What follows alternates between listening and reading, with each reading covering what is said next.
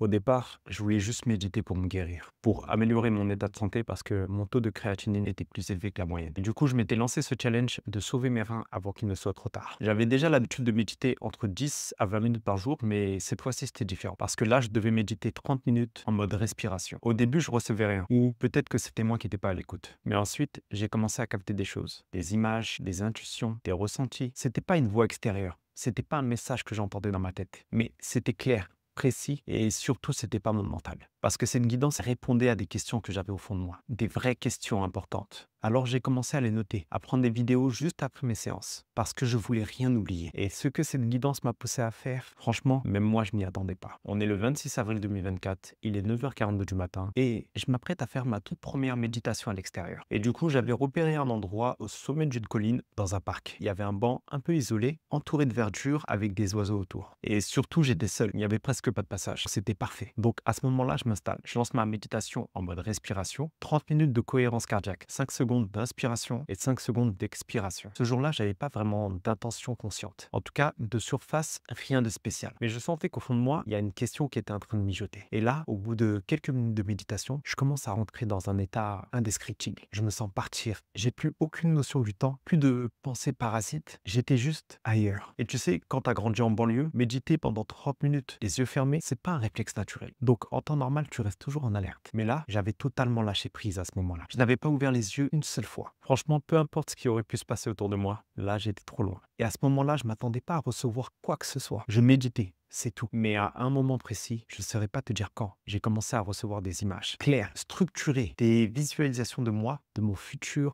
des schémas précis. Et à ce moment-là, je savais que ce n'était pas mon mental qui me jouait des tours. Parce que quand c'est le mental, généralement, il doute. Il tourne en rond, il part dans tous les sens. Mais là, c'était vraiment autre chose. C'était calme, serein, aligné. Et j'ai vraiment eu cette sensation profonde que quelque chose était en train de se connecter à moi. Et cette sensation, elle était bizarre parce que j'ai vraiment eu l'impression d'avoir médité pendant 1 minute, alors que ça faisait 30 minutes que j'étais là. Et quand j'ai ouvert les yeux, j'étais en larmes. Et ce qui est marrant, c'est qu'il y avait plein de lapins autour de moi, comme s'ils étaient attirés par ma présence, alors qu'on sait très bien que les lapins sont plutôt craintifs. Mais là, j'étais tellement dans un état apaisé et je ressentais une paix intérieure que je n'avais jamais connue auparavant. À ce moment-là, j'ai sorti mon téléphone parce que je sentais au fond de moi qu'il fallait que je documente ça. J'ai commencé à recevoir des choses beaucoup plus précises, des choses que je n'avais jamais vécues auparavant, que je n'aurais jamais pu imaginer. À ce moment-là, j'étais plus juste en train de méditer pour moi. J'avais l'impression qu'on voulait me montrer un chemin. Et ce que j'ai découvert les jours qu'on suivi m'a littéralement retourné. Parce que c'est à ce moment-là que j'avais compris que ce que j'avais reçu la veille, ce n'était pas un message isolé. C'était le plan global. La première pièce d'un puzzle bien plus grand. Et il y a une chose qu'il faut bien savoir, que ce n'était pas une voix qui me parlait. C'était uniquement des mots, des schémas visuels, des croquis en noir et blanc. Et le fond était noir, le tracé était en blanc. Et plus j'étais dans ma méditation, plus ça devenait clair et structuré. Ce n'était pas juste des symboles, c'était une méthode, une vraie méthode, une structure complète, un enchaînement de blocs,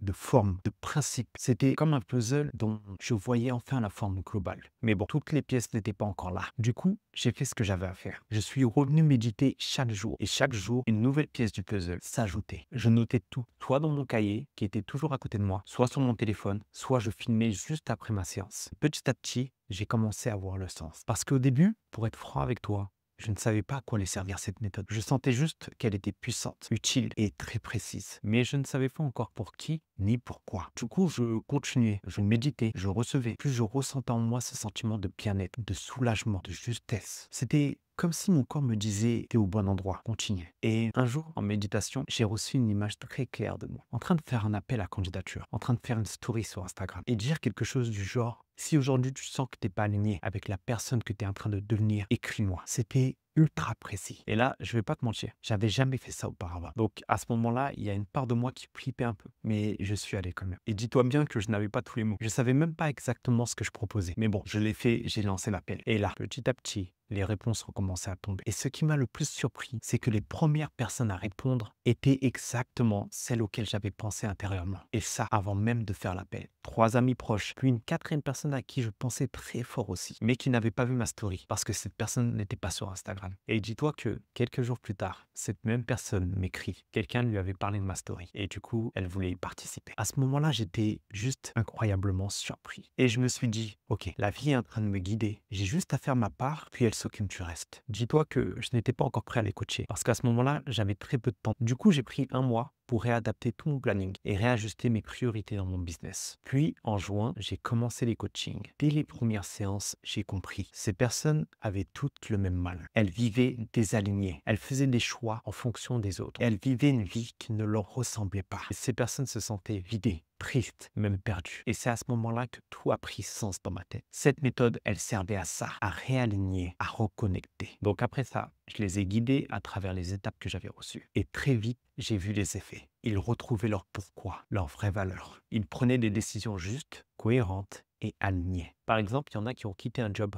avec lequel ils n'étaient pas alignés pour se consacrer uniquement à leur business. D'autres ont mis fin à des relations toxiques. Il y en a qui ont pris la décision de suivre leurs rêves et de changer de pays. D'autres ont trouvé leur mission de vie. Il y en a même un qui s'est réconcilié avec ses parents après des années de silence, grâce à cette méthode. Et là, je me suis dit, ce que j'ai reçu n'était pas un hasard. Ce n'était pas juste un outil, c'était un cadeau, un appel, une responsabilité. Et pourtant, à ce moment-là, je ne savais pas encore que ce que j'étais en train de vivre allait profondément me transformer moi aussi. Et donc tout ça, c'était que le début. Certes, j'étais en train de coacher ces personnes et je voyais clairement leur transformation. Mais ce que je n'avais pas vu tout de suite, c'est que moi aussi j'étais en train de changer. Pas brutalement, mais doucement, en profondeur. Parce qu'en les aidant à se réaligner, je me suis rendu compte que je vivais déjà cet alignement. Mais je m'en étais pas rendu compte. Et un jour, je me suis posé une question simple. Pourquoi je suis aussi heureux aujourd'hui? Et là, j'ai une clarté que je n'avais jamais eue auparavant. C'est parce que je suis aligné, mais vraiment aligné. Pas juste dans mes projets ou mes objectifs, dans ma manière de vivre. Et cette prise de conscience, elle a tout changé. Parce qu'avant, j'étais aligné sans le savoir. Mais maintenant que je le sais, je fais encore plus attention à mes décisions, à ce que je mange, à comment je travaille, à ce que je dis, à pourquoi je fais les choses. Être aligné inconsciemment, c'est vrai que c'est puissant. Mais être aligné consciemment, ça l'est encore plus. C'est comme si j'étais passé d'un mode automatique à un mode intentionnel. Et à ce moment-là, j'ai commencé à repasser toute ma vie en revue. Et j'ai vu que chaque chose que je faisais aujourd'hui était en lien direct avec une de mes valeurs profondes. Par exemple, le fait de méditer est en lien avec ma valeur de la spiritualité. Le fait d'aider les autres à travers le coaching, qui est en lien avec ma valeur de l'amour. Mes séances de sport, en lien avec ma valeur de la vitalité. Ma discipline au quotidien, qui est alignée avec ma valeur de la maîtrise de soi. Et là, je me suis dit, en fait, c'est ça la vraie clé de mon bonheur aujourd'hui. Et c'est là que j'ai compris aussi pourquoi mes coachés avaient répondu à mon appel. C'est parce qu'au fond, ils ressentaient que j'étais aligné. Même s'ils ne pouvaient pas le mettre en mots, au final, c'est ça qu'ils sont venus chercher. Un miroir, une direction, une sorte d'ancrage. C'est là que j'ai compris que je ne faisais pas juste du coaching, je transmettais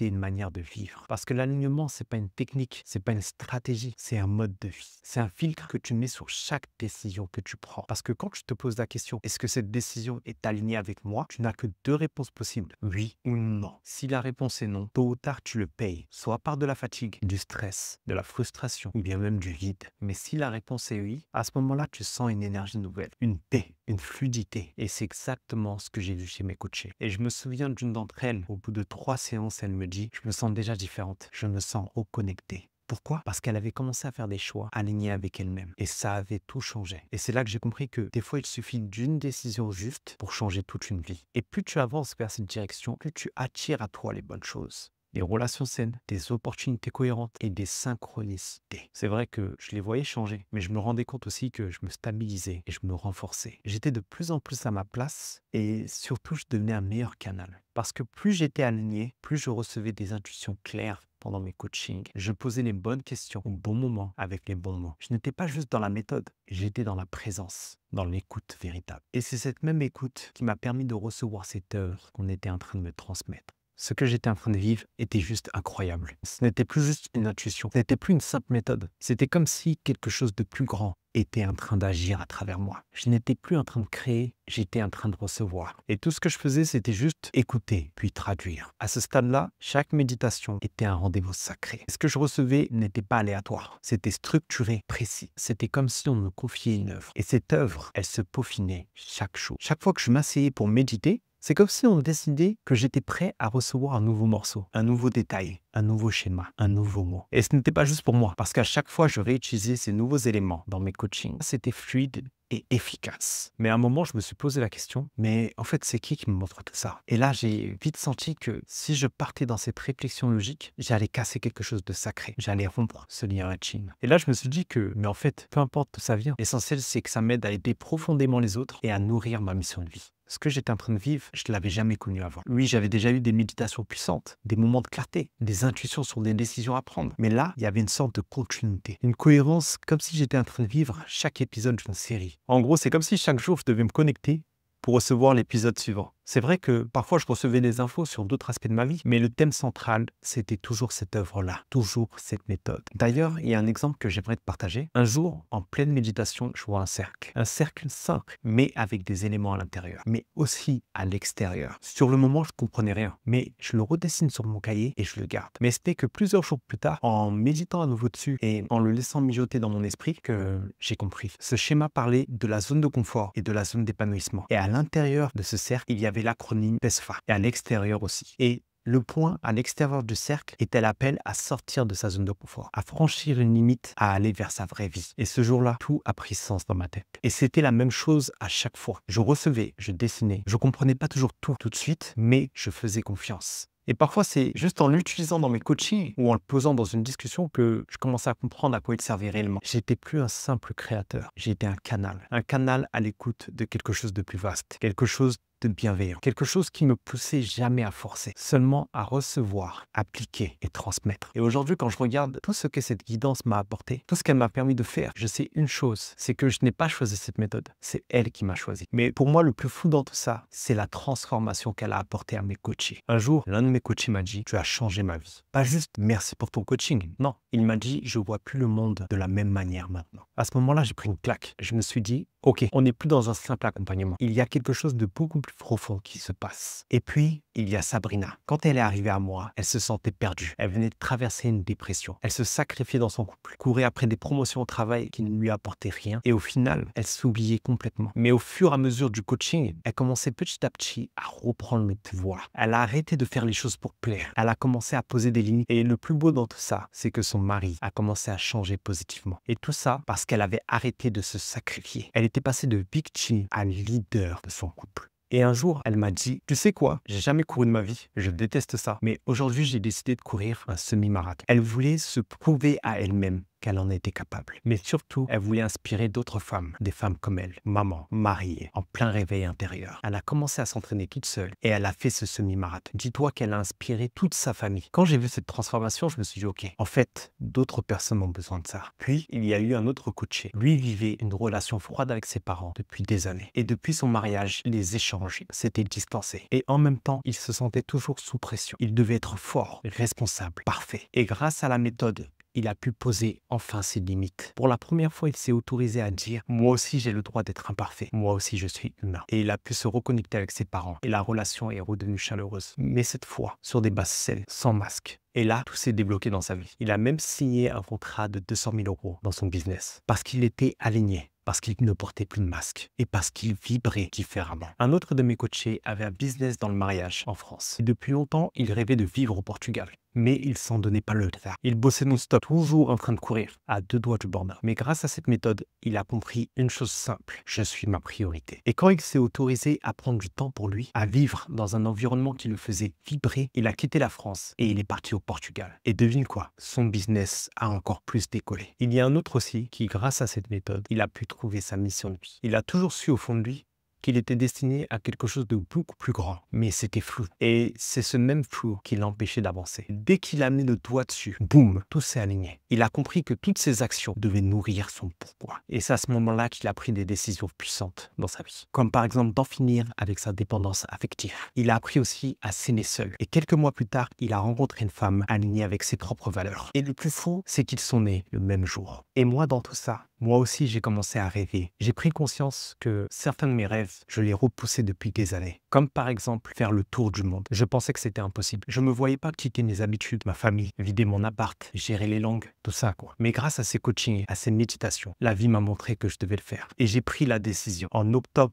2024, je pars. Mais ce n'est pas tout. Un autre truc s'est débloqué aussi. Depuis longtemps, je ressentais que je devais arrêter de manger certains aliments. Mais je n'avais jamais eu ce courage de changer vraiment. Et là, en aidant mes coachés à s'aligner avec leurs valeurs, j'ai réalisé que moi aussi, je devais aller plus loin. Un jour, j'ai lu le livre « Comment ne pas mourir » du Dr. Krieger. En refermant ce livre, j'ai su que je ne pouvais plus faire semblant. Je ne pouvais plus continuer à vivre en contradiction avec certaines de mes valeurs, notamment celle de la vitalité. Donc, je savais ce que je devais faire. Pas parce que c'était la mode, mais parce que c'était aligné avec qui je suis. Et aujourd'hui, je peux te dire un truc, je me suis jamais senti aussi bien. Tout ça, ce ne sont pas juste juste des coachings, c'est un réalignement de vie, des déclics, des décisions audacieuses. Et c'est ce qui m'a poussé à me dire, ok, je peux pas garder ça pour moi, je dois aider plus de monde. Et là, c'est pour ça qu'aujourd'hui, je suis devant toi, je suis sur YouTube. Parce que cette mission, elle me dépasse. Et je compte bien aller jusqu'au bout. Tu vois, je pensais juste méditer pour me recentrer, pour me guérir, pour me sentir mieux. Mais au final, ça m'a reconnecté à quelque chose de beaucoup plus grand. Quelque chose qui m'a traversé, qui m'a transformé et qui m'a guidé à aider les autres à se transformer aussi. Et ce que j'ai appris dans tout ce processus,